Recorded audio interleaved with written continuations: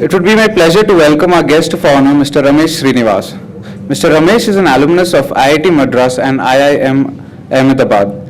He was the head of business consulting of KPMG till recently.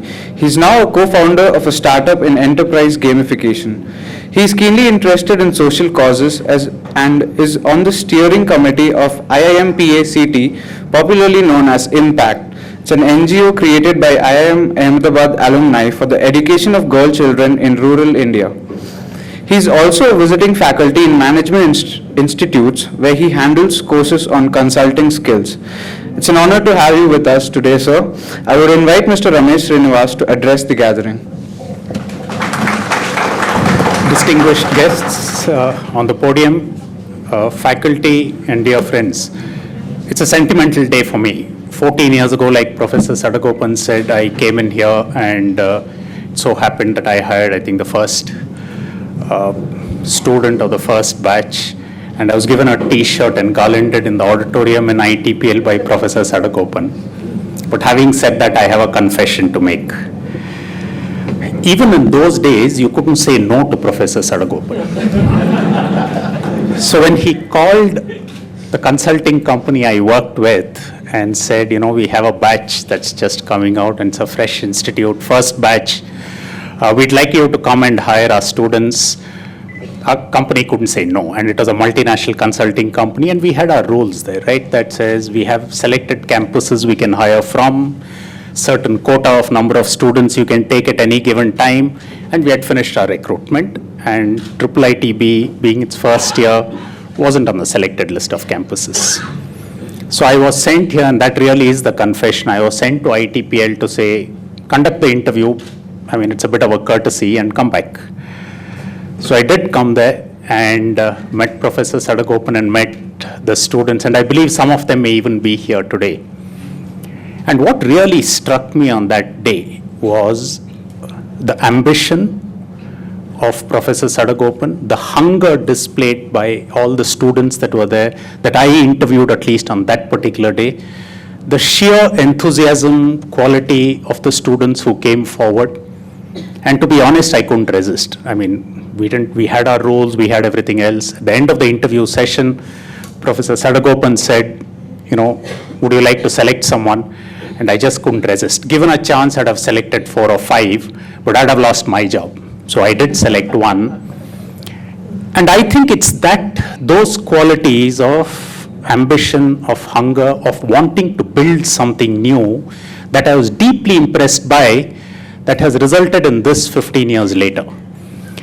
Throughout this evening's program, all of you have applauded for all of us as speakers in here, but I would like to applaud for all of you, because an institution like this is not built by buildings like this. It's built by Professor Sadagopan, the faculty, and all of you as students, and the past students who've really built this. So good hand to all of you here for having built one of the finest institutions in the country today. I think all of you can stand proud of doing that.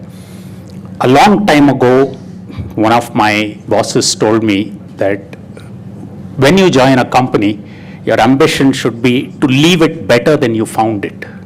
And I think that holds for an institution like this. And I think for all students, that should be really one of the ambitions, to say, can we leave the institution better than when we entered that institution? And a fine institution like this, I think, deserves that really. So I'm a bit of a fan of sports, and I don't follow cricket too much, but I do follow other sports. And the reason I do that is because I believe sports in many ways are a microcosm of life, right? Or different sports are a microcosm of life. It teaches you lessons in a shorter time frame than life does, usually with less permanent damage as well.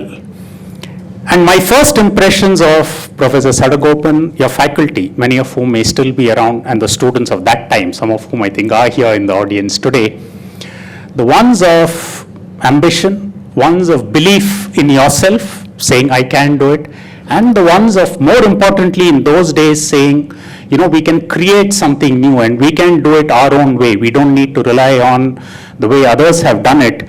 It reminded me of a few stories. So I thought I'd just kind of relate that, just to highlight the value of each of those qualities, which of course is highlighted more by what all of you have achieved in here. Back in and it's well known that chess, which is one of the games I follow, was kind of introduced in India or created in India. Between India and Arabia, it was really introduced. And Vishy Anand is obviously well known because he was world champion. But Vishy Anand was not the first world-class player that India produced. The first world-class player that India produced was in the 1920s. And his name was Mir Sultan Khan. And Sultan Khan was a servant of a landlord in 1928. And he was an illiterate servant of a landlord. And Mir Hayat Khan, who was a rich landlord or the Nawab of a small kingdom at that time, was a great chess enthusiast. And because he was very rich, he used to call a lot of the world-class players over to his place in India and kind of host them for a week and ask them to play with him. And so he was doing that to a player who was one of the top 5 in the world at that time. And Sultan Khan was serving them tea because he was the servant there. So he was serving them tea and he watched the two of them play. And he looked at that position for a long time and he said something in Hindi to Hayat Khan. And so Hayat Khan snapped back at him. Tartakova, who was a great player at that time, asked Hayat Khan, what's your servant saying? And Hayat Khan said, he's saying, I can win. And so Tartakova looked at it for a long time and said, I don't believe this. You possibly can't. So Sultan Khan showed him how he could win. And Tartakova was so impressed, he took Hayat Khan's permission to take Sultan Khan to the UK. So Sultan Khan went to London, an illiterate Punjabi at that time in London. He played for only 5 years in London. He had a miserable 5 years because he didn't know the language.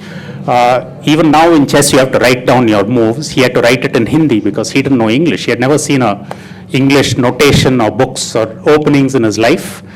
In 5 years, he won 3 British championships.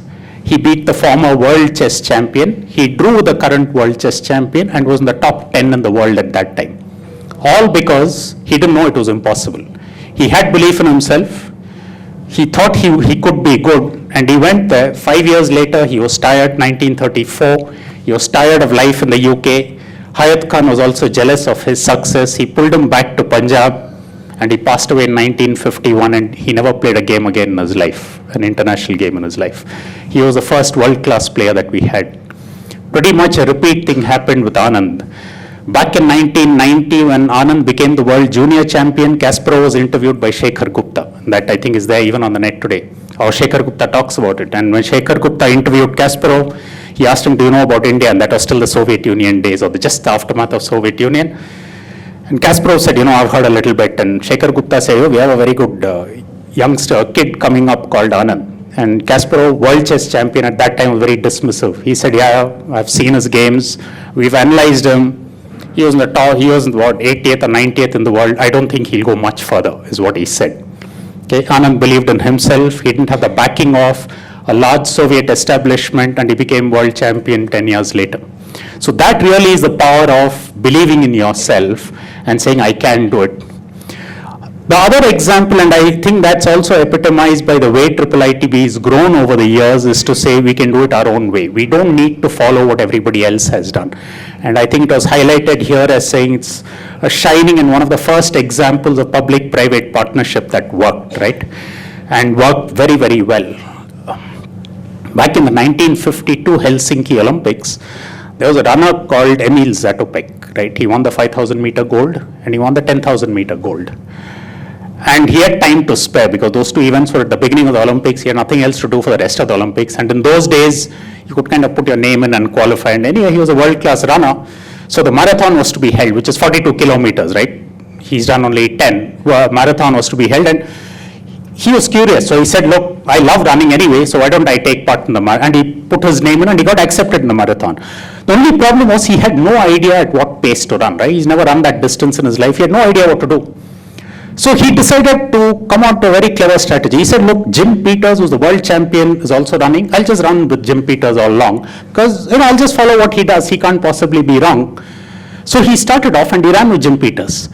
So after about 20 kilometers, Zatopek still wasn't very sure whether it was the right pace or not. So he's supposed to have asked Peters halfway around that mark saying, and Zatopek's English was not very good. So he asked Peters saying, are we going too slow?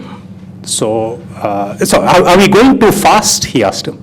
And Peters was one of those British Englishmen, little resentful that, world-class athlete like this, but trying to come onto his territory, supposed to have replied saying, no, we're actually going too slow.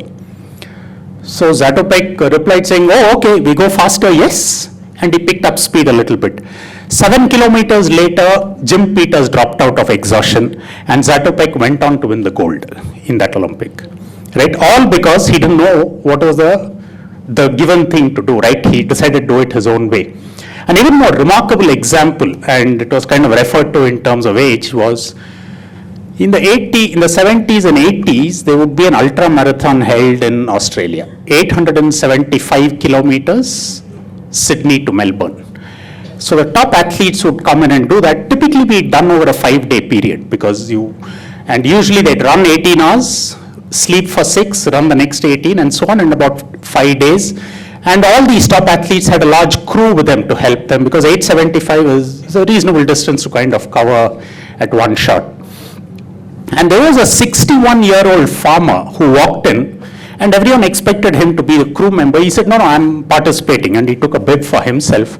And he was wearing those farmer's gumboots, right? He didn't have shorts, Nike or fancy apparel. So he had those gumboots, farmer shoes, and he said, I'm going to take part. So actually it became a bit of a press sensation. A lot of people advised him against it. 61 years old, nobody had ever seen him in any event anywhere, and he was wearing these gumboots, and he said, look, I'm going to run.